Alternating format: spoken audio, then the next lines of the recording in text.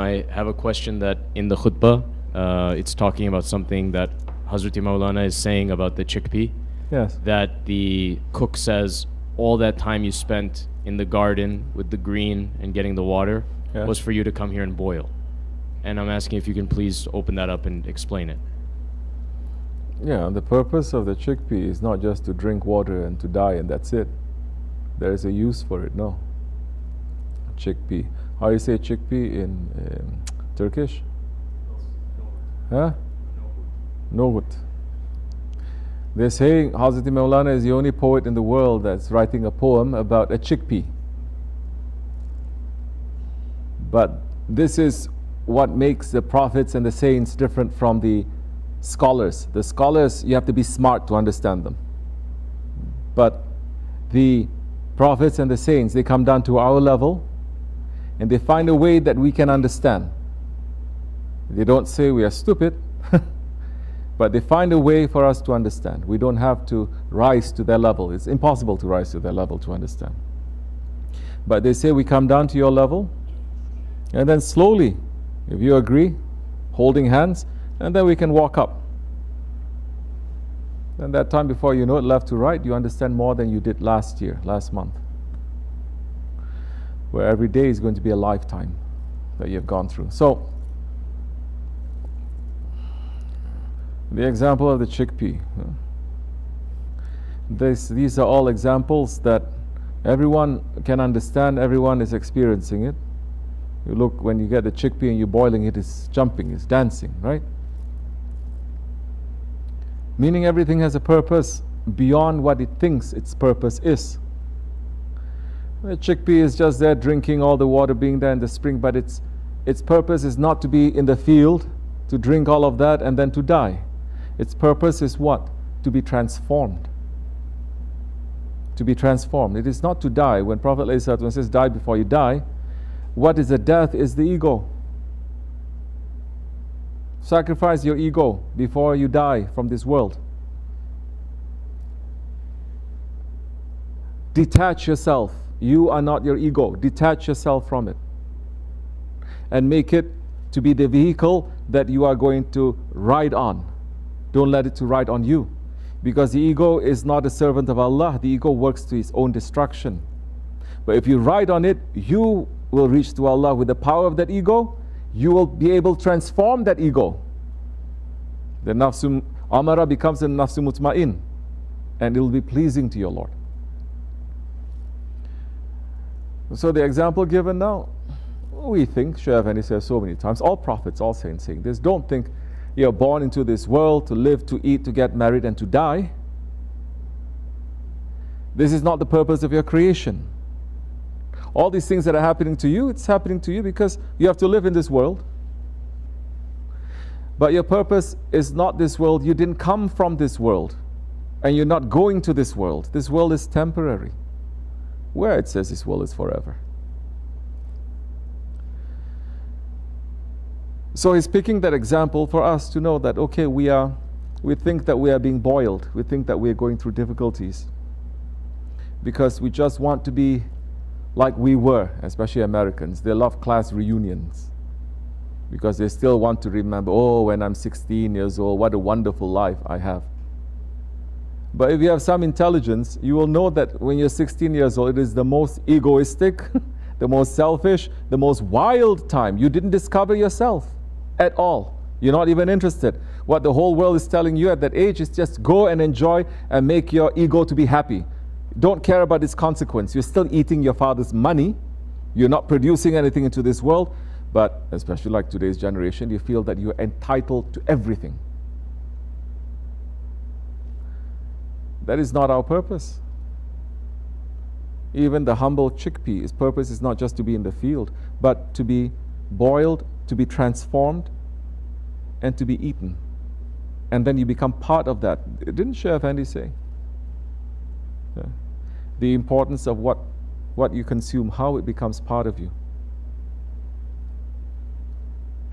And how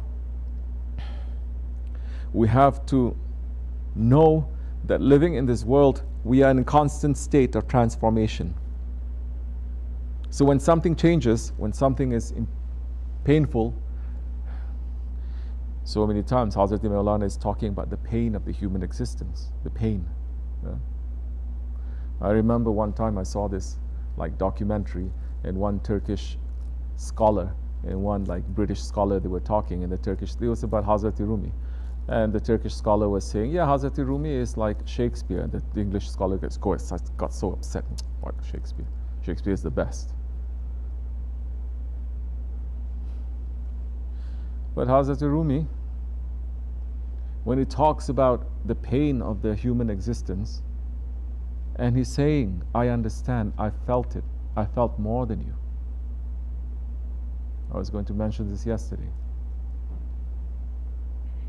He's saying, I know you're tired.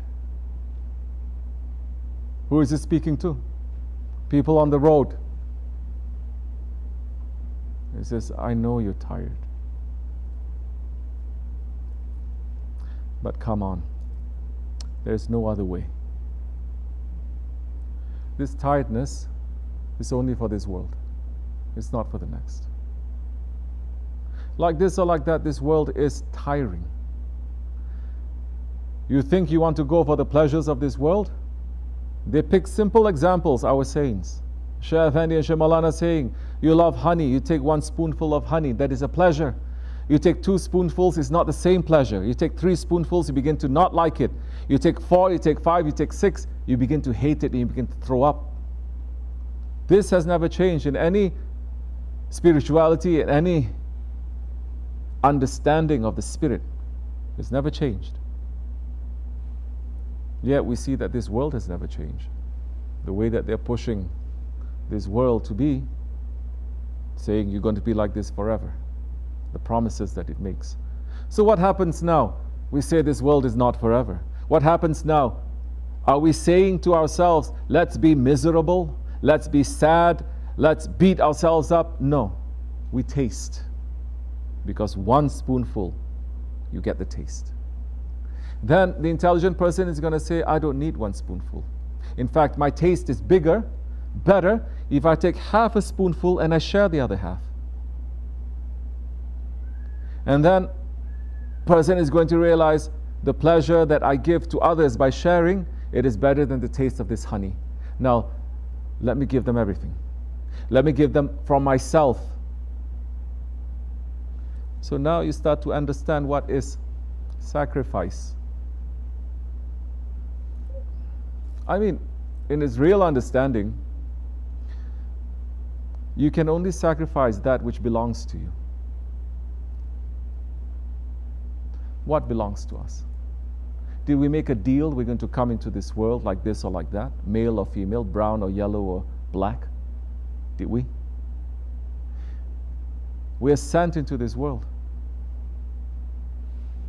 Nothing is in our control.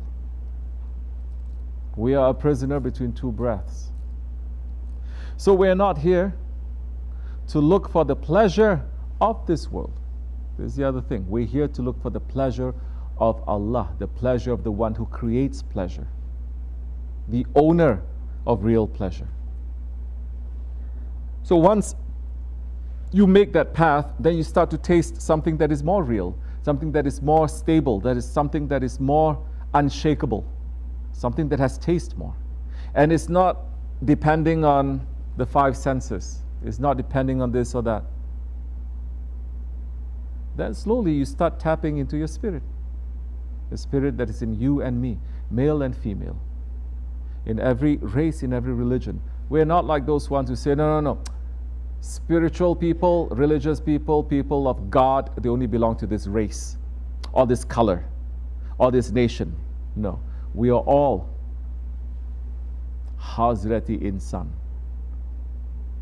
Hazrat, when we say Hazrat, it means holiness. The honorable, holiness. Insan means mankind. And the saints are saying Allah subhanahu wa ta'ala has blessed.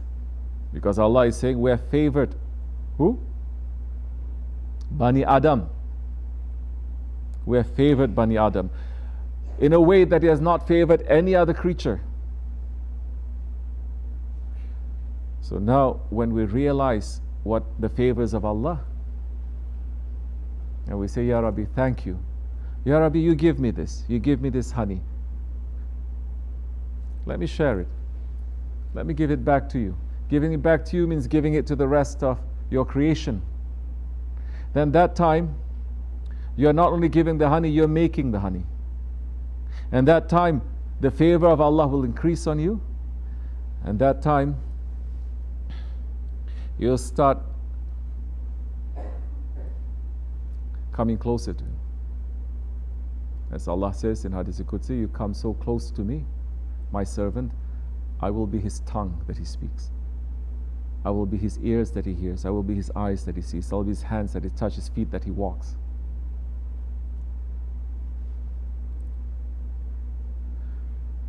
So those ones, those saints and those prophets, they're not in need of this world. They're not in need. It's given to them, they may use it. Need is something else. They're not attached to it.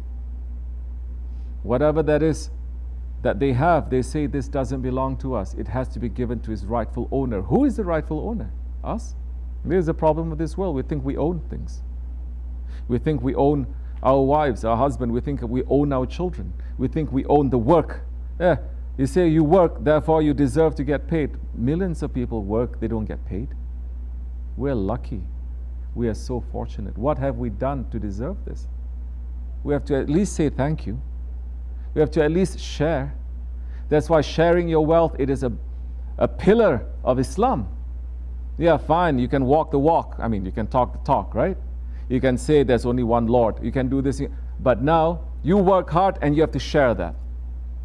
That is the first step. You say, I share. But the steps are endless. Once you have that emotional and that spiritual intelligence, you say, this doesn't even belong to me. It's given to me. Why it doesn't belong to me? Because it's here before I came, and it'll be here after I'm gone. How can I say it belongs to me? And Allah is saying to clean your wealth, 1/40th of that you have to give to those that they deserve. It is theirs. And once you give it to them, your wealth will be clean. It will become more halal. And that one who's spiritual is going to say, no, it's not 1/40th. Everything belongs to him. And you start walking now, the walk. That's a little bit more difficult because the ego can just talk. But now you have to do something. So, we take lesson from the humble chickpea. We must transform.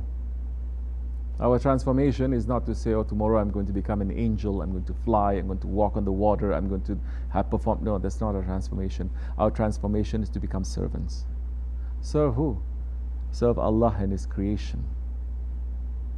You cannot serve Allah without serving His creation. But if you serve His creation, even if you don't believe in Him, one day Allah will turn your heart towards Him. It's very easy for Him to do that.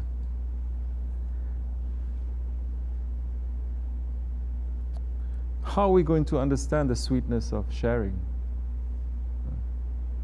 We're shielded from so much in this country. Neighborhoods are cut up. In other countries, you go out and you can remind yourself so easy. This one is more unfortunate. This one is like this. And you can teach your children, which in these days, of course, people don't teach them. But it's supposed to be. Say, look, this one doesn't have this. Look how fortunate you are. Look how blessed you are. Look, this is what you have to do. Now, how are we going to teach our kids that? The joy of giving, when they are kids, of sharing. The joy of feeding something, someone. It's not that this world has come to a situation where every poor person has met its needs and it's difficult for us to find. It's so easy. During the time of Islam, there was a time, now the Khalifas, Khulafai Rashidin, that there was no poor Muslim. And they give to those who are not even believing in the religion. May Allah not test us with poverty, but may Allah not make us to become so attached to what we have. May Allah make us to become more generous, inshallah. and forgive us. In these holy days, inshallah, we're asking to become better ones. Al-Fatiha.